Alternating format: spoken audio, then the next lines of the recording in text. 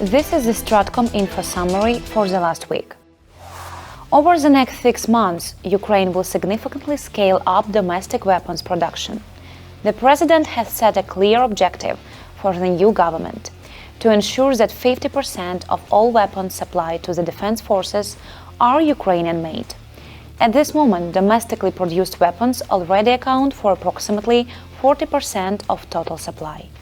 This is the highest level we have achieved since our independence.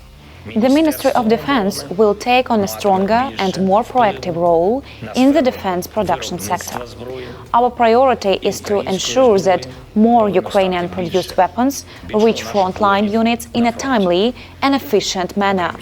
In addition, the Ministry will conduct a comprehensive audit of all existing arrangements and agreements with our international partners.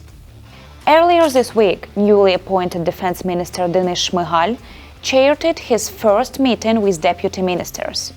The focus was on key priorities and challenges ahead: ensuring quality and timely supply for our troops, cutting unnecessary bureaucracy, accelerating digitalization of internal processes, and reinforcing partnerships with the internal community.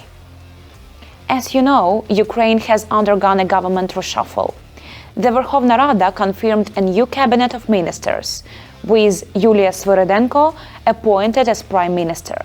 Denis Shmyhal, who previously served as prime minister, is now leading the Ministry of Defense.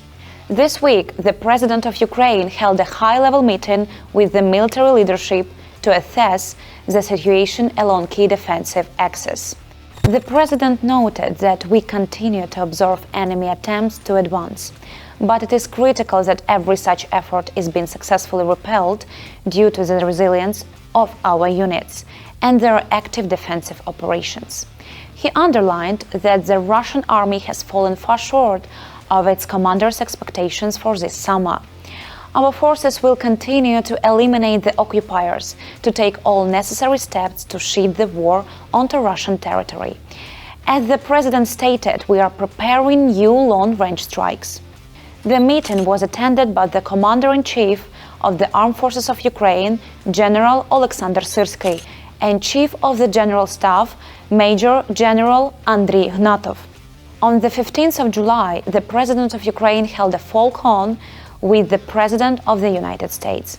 President Zelensky expressed gratitude to President Donald Trump for his readiness to support Ukraine and to work together to stop the killing and establish a lasting and just peace. Ahead of the call, President Trump announced that Ukraine will receive additional Patriot air defense systems in the near term. He also warned that the United States would impose severe sanctions on Russia if no peace agreement is reached within 50 days. Earlier this week, President Zelensky met with General Keith Kellogg, special representative of the US President for Ukraine, during his visit to Kyiv. We also welcomed to Kyiv Admiral Sir Tony Radakin, Chief of the Defense Staff of the United Kingdom, Latvian Prime Minister Evika Silina, Danish Deputy Prime Minister and Minister of Defense Troels Lund Poulsen, and Sigrid Simonsen Stenberg, Minister for Foreign Affairs, Industry and Trade of the Faroe Islands. These engagements reaffirm that strong and growing international support for Ukraine in countering Russian aggression. During the visit of President Trump's envoy to Kyiv, it is notable that Russia refrained from launching attacks on the capital. However, strikes against civilian areas in other regions continued unabated.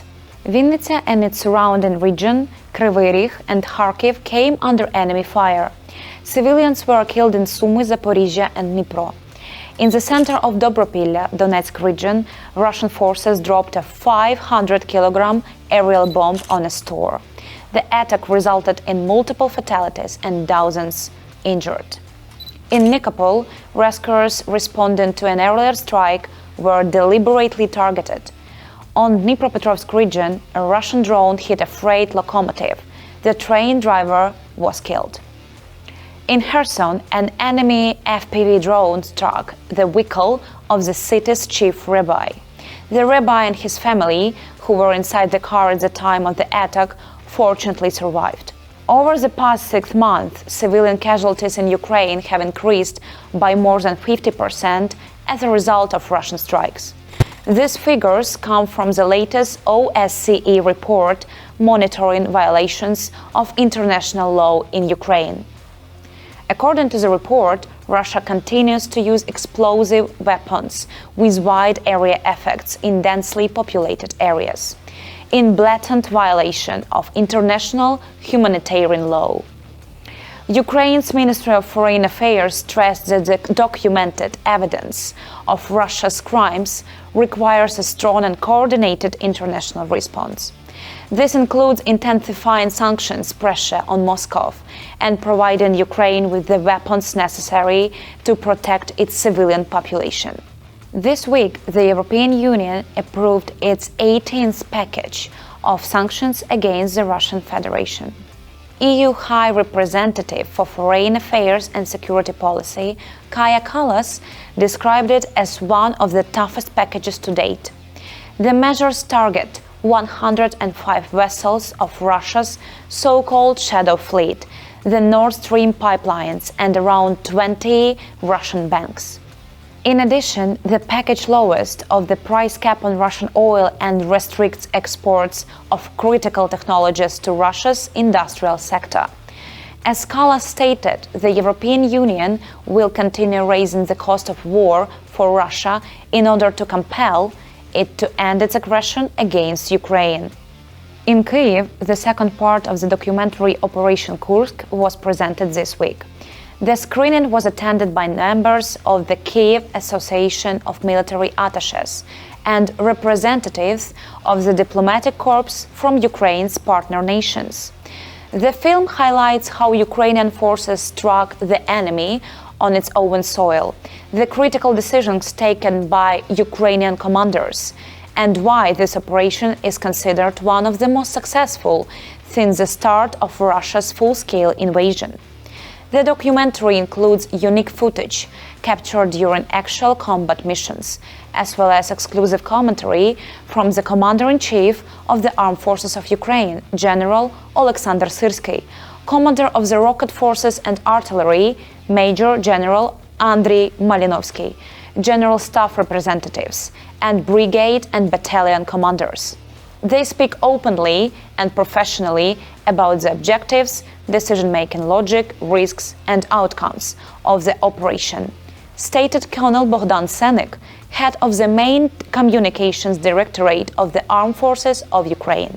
The film was produced by the Media Center with support from communications units of combat brigades.